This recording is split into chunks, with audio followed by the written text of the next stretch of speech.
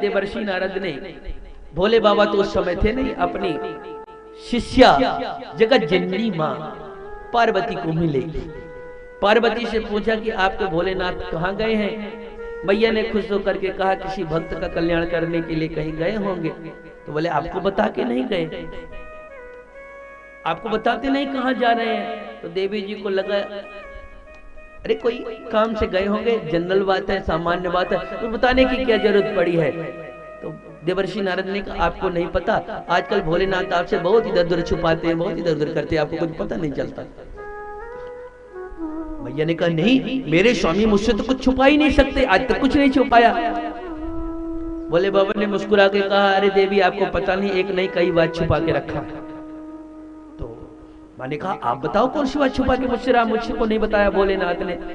तो देवर्षि नारद ने कहा आप बताओ कि भगवान के गले में जो नरमुंडों की माला पड़ी हुई है, वो जो नरमुंडों की माला गले में है, वो जो सिर पहनते हैं वो किनके सिर है, वो नरमुंडी किसके हैं, आपको पता है? मैया का मत्था चकराने लगा, ये बात तो सच है, हमको आज तक नहीं पता कि जो उन्होंने वो नरमुंडों की माला भोलेनाथ पहनते हैं वो सिर किसके हैं। अपना काम करके देवर्षि नारद जी तो चले गए। अब मैया प्रतीक्षा करने लगी पार्वती जी। जैसे लौट करके भोले बाबा आए, जैसे भोले बाबा लौट करके आए वैसे मैया मुंह फुला के बैठे थे। भोले बाबा ने पूछा देवी आपका मुंह क्यों फूला हुआ, क्या बात हो गई? मैया ने कहा कि आप मुझसे कपट करते हैं। भोले बाबा ने मुस्कुरा के कहा कि आपके गुरुजी कहीं देवर्षि नारद तो नहीं आए थे? मैया ने कहा अभी अभी तो गए हैं गुरुदेव, थोड़ी देर पहले। भोले बाबा ने कहा तब तो देवी सब समझ गया, अब जरा बात बताइए, बात कौन सी है? तब मैया ने कहा कि आप मुझसे इस बात छुपा के क्यों रखा कि आप ये जो नरमुंडों की माला पहनते हैं ये सिर किसके हैं, सब के सब?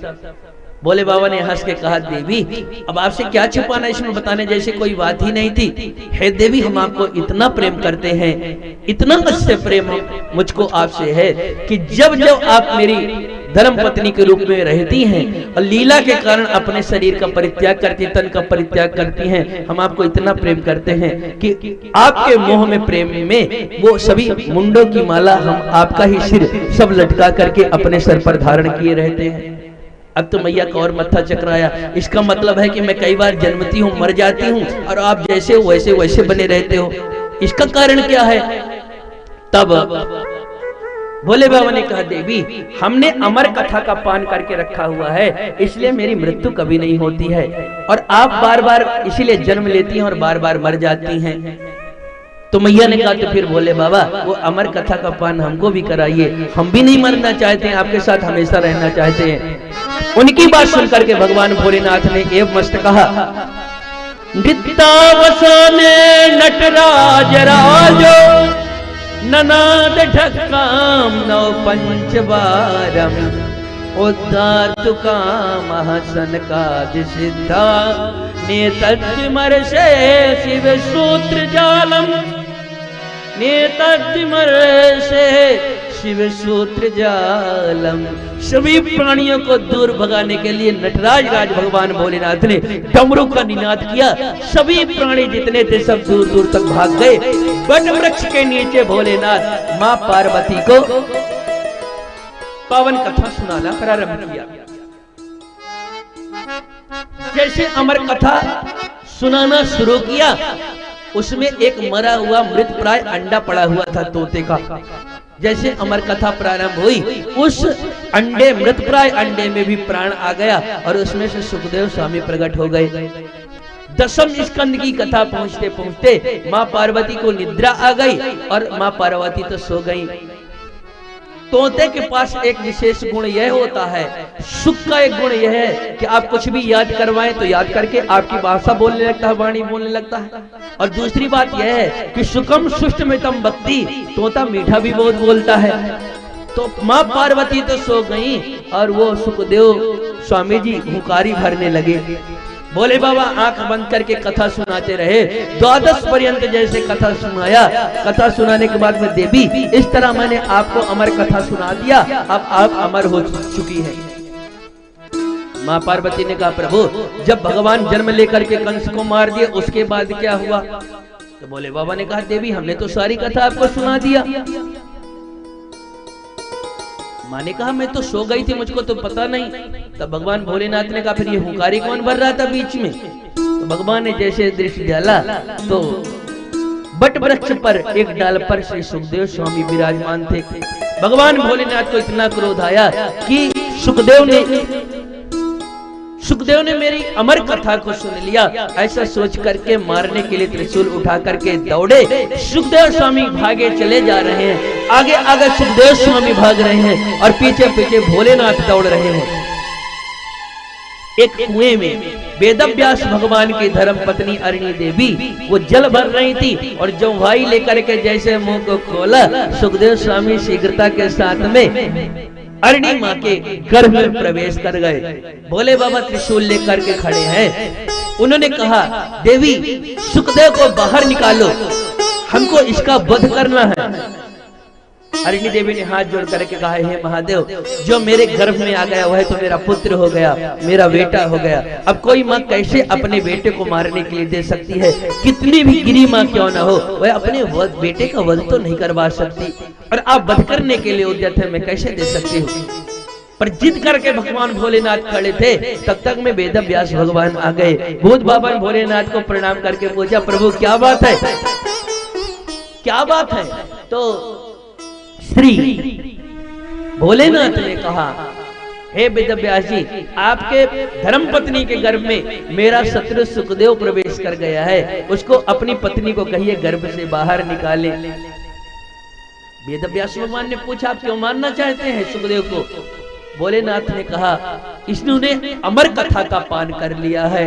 तो जोर से वेदव्यास भगवान मुस्कुराए। जब आप स्वयं कहते हैं कि अमर कथा का पान करके अमर हो गया है, जब सुखदेव स्वामी जी को आपने अमर कथा सुना करके उनको अमर ही बना दिया है, तो अब अमर हुए सुखदेव स्वामी को अपने त्रिशूल से भी आप कैसे मार सकेंगे? कुछ तो विचार करिए। तो भगवान भोलेनाथ को बात समझ में आ गई। भगवान भोलेनाथ चले गए वहां से। 12 वर्ष तक सुखदेव स्वामी मां के गर्भ में रहे। 12 वर्ष तक गर्भ में रहे। अब जरा देखना एक बार, सुखदेव स्वामी कहते हैं पुत्र तुम बाहर आ जाओ। मैं नहीं आऊंगा पिताजी, मुझको बाहर आने पर माया लग जाएगी। तुमको माया नहीं लगेगी पुत्र, तुम बाहर आ जाओ। मुस्कुरा करके अंदर से सुखदेव स्वामी कहते हैं हे पिताजी आप खुद ही माया में बंधे हुए हैं, हमको माया से मुक्त क्या करेंगे? मैं बाहर नहीं आऊंगा, बाहर नहीं आऊंगा। वेदव्यास भगवान कहते हैं हे पुत्र सुख, तुम माँ के गर्भ में 12 साल से पड़े हुए हो, तुम्हारी माँ को अतिशय कष्ट हो रहा है, इसलिए तुम बाहर आ जाओ। सुखदेव स्वामी कहते हैं मैं बाहर नहीं आऊंगा। माँ अरणी कहती बेटा तू बाहर आ जा। अब जरा चिंतन देखना, माँ भी कहती बाहर आ जाओ बेटा। तो सुखदेव स्वामी कहते नहीं माँ मैं बाहर नहीं आऊंगा। क्यों बाहर नहीं आओगे बेटा? मैं माँ यहाँ पर ठीक हूँ, मुझको बाहर क्यों बुलाना चाहते हो? माँ ये नहीं कहती कि मुझको तकलीफ हो रही इसलिए बाहर आ जाओ। माँ कहती है बेटा तुम मेरे उदर के अंदर गंदगी मलमूत्र के घर में पड़े हो, तुमको तकलीफ हो रहा होगा इसलिए तुम बाहर आ जाओ। माँ इसलिए बेटे को बाहर निकालना चाहती है कि बेटे को तकलीफ हो रहा है, पिता इसलिए बाहर निकालना चाह रहा है कि उनकी पत्नी को तकलीफ हो रहा है, उनके माँ को तकलीफ हो रहा है। इसलिए साहब माँ की तुलना दुनिया में कहीं नहीं है। पिता की अपेक्षा पुत्र पर अथवा पुत्री पर माँ का 10 गुना ज्यादा अधिकार हमारे धर्मशास्त्रों ने देकर के रखा। पिता और माता में से दोनों के वचनों को चुनना हो तो बेहिचक बेटे को चाहिए कि पिता की अपेक्षा अपनी माँ के वचन का अनुपालन कर ले।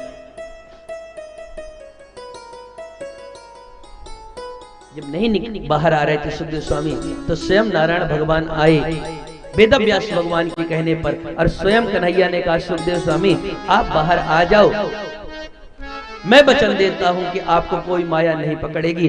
जैसे सामने प्रकट होकर के आए वैसे यम प्रजंतम अनुपेतम पेत कृत्यम द्वैपायनो विरह का तरु आजुहावे पुत्रेति तन्मय तया तरवोभिनेदु तम सर्वभूत हृदयम मुनिमान तोष्मी।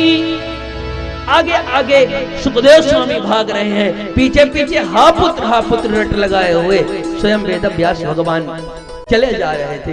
तरवो उत्तरम ददो, वृक्षों ने बोलना शुरू किया, सुकोहम सुकोहम सुकोहम, मैं सुख हूं, मैं सुख हूं, तम सर्वभूत हृदयम, हे वेदव्यास आप किसके पीछे दौड़ रहे हो? वृक्षों ने उत्तर दिया, आपका पुत्र तो सर्वभूत प्राणी मात्र के हृदय में विराजमान है, उसके पीछे क्यों दौड़ रहे हो? अथवा कि वृक्षों ने उत्तर दिया, हे वेदव्यास भगवान, आप तो इतने धर्मशास्त्रों के ज्ञाता हैं, आपने इतने पुराणों की उप पुराणों की न जाने अनगिनत ग्रंथों की रचना किया है, उसमें आप परोपकार के अनेक परिभाषा को लिखा हुआ है।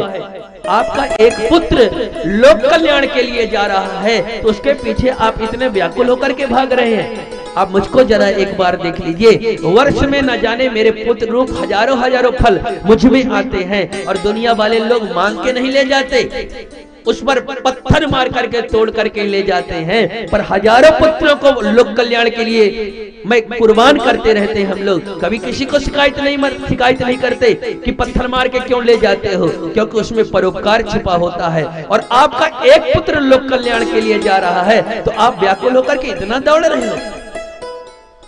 फिर भी मोह नहीं गया, आगे चले तो एक सरोवर में देवांगनाएं निर्वस्त्र होकर के स्नान कर रही थी। तो जब सुखदेव स्वामी वहां से निकल करके गए, तब तो जितनी देवांगनाएं थे निर्वस्त्र ही स्नान करती रह गईं। पर जैसे ही 80 साल के बूढ़े वेदव्यास भगवान निकलने लगे, तो सभी देवांगनाएं अपने अपने वस्त्रों को उठा करके पहनने लगी। वेदव्यास ने कहा, अभी मेरा 16 साल का जवान बेटा गया, तब आप लोगों ने उसके सामने शर्म नहीं किया, निर्वस्त्र स्नान करती रही, तब आपको शर्म नहीं आई। और जब मैं 80 साल का बूढ़ा निकल रहा हूं, तो मेरे सामने आप वस्त्र धारण कर रही हो। तब उन देवांगनाओं ने कहा, हे वेदव्यास जी आप माफ करना, बेशक आप 80 साल के बूढ़े तो हो गए हैं, बुजुर्ग हो गए हैं, परंतु आपके मन में लिंग भेद है, स्त्री कौन है और पुरुष कौन है आप जानते हैं, इसलिए आपके सामने वस्त्र पहनना जरूरी था। आपका बेटा तो इन बातों को जानता ही नहीं, कौन स्त्री है कौन पुरुष है। जिसको ज्ञान ही नहीं स्त्री कौन है पुरुष कौन है, उसके सामने वस्त्र पहनने की जरूरत क्या थी, इसलिए हम लोगों ने वस्त्र को नहीं पहना। आत्मज्ञान हो गया, लौट करके आए, और फिर लौट करके आए, अपने पुत्र का चिंतन करते हुए भागवत का रचना करने लगे। इस तरह से स्तुति किया हुआ है। स्तुति करने के पश्चात